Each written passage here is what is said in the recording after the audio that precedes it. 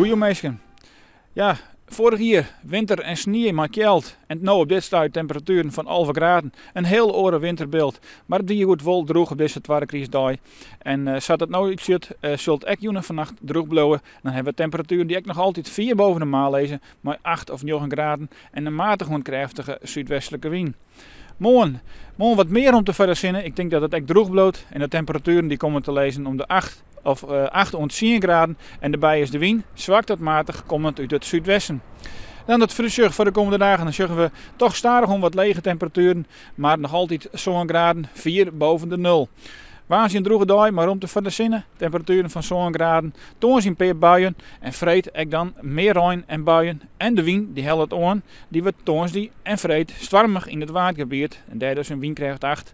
In het weekend komt die wind weer wat naar beneden. Maar dan houden we nog voorlopig zacht waar. Met temperaturen onder bij de 6 of zo'n graden.